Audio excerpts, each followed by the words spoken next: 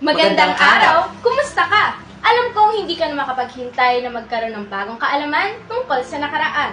Kaya tara na't pasukin ang mundo ng kasaysayan with Amy. Kilala niyo ba ang tinaguriang The Father of Philippine Libraries? Siya ay si Teodoro M. Calao na ipinanganak sa Lipa, Batangas noong Marso 31, taong 1884. Si Teodoro ay isa sa mga namumukod-tanging tilinggol na manunulat at mananalaysay na dadubhasa sa koleksyon ng mga orihinal na dokumento na naging batayan sa kanyang mga sinulat. Noong bata pa lamang si Teodoro, nangongolekta na siya ng mga revolutionary leaflets. Siya ay nagtayo ng isang maliit na koleksyon ng mga papel na nakasentro sa revolusyon. Kasama sa pinakamahalagang akda ni Calao ay ang La Revolución Filipina noong 1924 at Reformas en la Enseñanza del Derecho noong 1907. Ang aklat naman niyang Aide de Camp to Freedom, an autobiography on Philippine independence, ay nanalo sa Commonwealth Literary.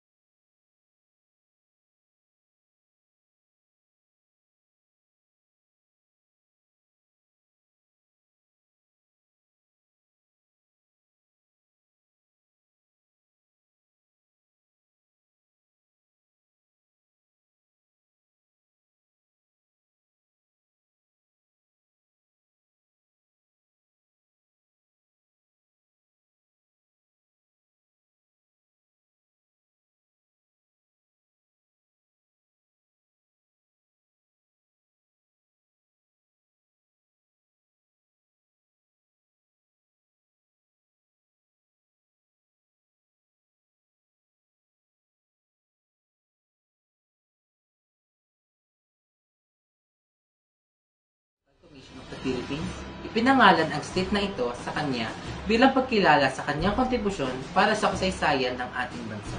Ngayon ay kilala niya na si Teodoro Calao, a gentle reminder from Eric Pereños na hindi lamang oras ang ginintuan, kundi pati na rin ang kasaysayan na ating